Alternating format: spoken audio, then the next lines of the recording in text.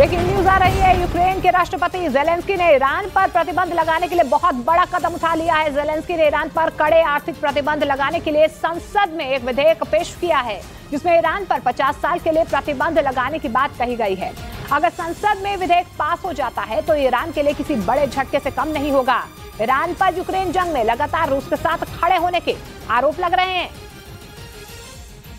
और यही वजह है कि यूक्रेन ने ईरान को सबक सिखाने की ठान ली है। यह फैसला यूक्रेन की तरफ से तब लिया गया जब एक दिन पहले ही रूस ने यूक्रेन के कीव पर ड्रोन से भीषण हमले किए और यूक्रेन का आरोप है कि रूसी फौज ने कीव पर कहर बरपाने के लिए ईरान के शायद 136 ड्रोन इस्तेमाल किए।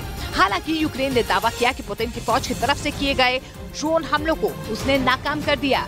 यूक्रेन के मुताबिक उसने रूस के 52 ड्रोन मार गिराए, लेकिन ये पहली बार नहीं है जब रूसी सेना ने कीव पर ड्रोन से हमले किए हों। इससे पहले भी वो लगातार कीव को निशाना बना रही है। दावा यह किया जा रहा है कि पुतिन की फौज यूक्रेन पर हमला करने के लिए ईरान के ड्रोन का बड़े पैमाने पर इस्तेमाल कर रही है। बताया गया कि इसीलिए यूक्रेन ने भी ईरान पर प्रतिबंध लगाने की ठान ली। ईरान ने एक बार फिर से साफ कर दिया है कि जंग के बीच वो रूस की मदद नहीं कर रहा है, लेकिन यूक्रेन का आरोप है कि जंग में ईरान रूस को मदद पहुंचा रहा है, जिसकी वजह से यूक्रेन को काफी नुकसान उठाना पड़ा। असल में बीते कुछ दिनों में यूक्रेन पर पुतिन की फौज ने ड्रोन से हमले तेज किए। दावा है कि जिस ड्रोन को यूक्रेन ने मार गिराया उसमें ज्यादातर ईरान के ड्रोन शायद 136 पाए गए। इसीलिए जेलेंस्की ने संसद में ईरान पर प्रतिबंध लगाने के लिए विधेयक लाने का फैसला लिया। अब अगर इस विधेयक को मंजूरी मिल जाती है तो ईरान पर कई तरह के आर्थिक प्रतिबंध लग जाएंगे। इतना ही नहीं, ईरान यूक्रेन के हवाई क्षेत्र का इस्तेमाल भी नहीं कर पाएगा। उधर पश्चिमी मीडिया ने दावा किया है कि यूक्रेन के खार्किव में रूसी सेना ने भीषण हमले किए हैं। बताया जा रहा है कि पुतिन की फौज के हमलों में एक बुजुर्ग महिला घायल हो गई क्योंकि रूसी सेना जबरदस्त गोलीबारी कर रही है। पश्चिमी मीडिया ने दावा किया है कि रूस की सेना ने खार्किव में ताबड़तोड़ हमले किए। आरोप है कि पुतिन की फौज रिहायशी इलाकों में भी हमले करने से पीछे नहीं हट रही है, जिसकी वजह से वहां के लोग खौफ में जीने के लिए मजबूर हो गए हैं।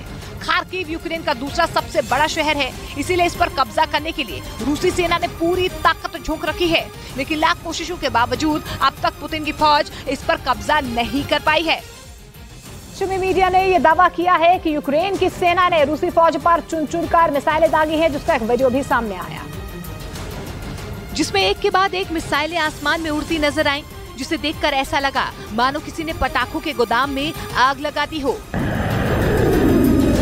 कुछ ही देर में चारों तरफ आसमान में मिसाइलें ही उड़ती नजर आईं।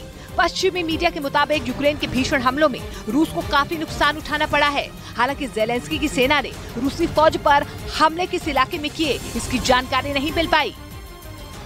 ने दावा किया है कि उसने स्टॉर्म शैडो मिसाइल से रूसी सेना पर भीषण हमले किए हैं। बताया जा रहा है यूक्रेन की सेना ने रूस के जितने भी ठिकानों पर हमले किए वो पूरी तरह से तबाह हो गए। यानी स्टॉर्म शैडो मिसाइलों ने 100% अपना काम कर दिखाया। यूक्रेन के मुताबिक उसने लंबी दूरी तक मार करने वाली इस मिसाइल से पुतिन की फौज पर ताबड़तोड़ हमले किए। स्टॉर्म शैडो मिसाइलों को दुश्मन पर कहर बरपाने के लिए ही जाना जाता है। ये लंबी दूरी के दुश्मन को भी पलक झपकते पूरी तरह से तबाह कर सकती है। ये मिसाइलें यूक्रेन को ब्रिटेन से मिली हैं, जिनका इस्तेमाल अब यूक्रेन की सेना रूसी फौज को मुंहतोड़ जवाब देने के लिए कर रही है।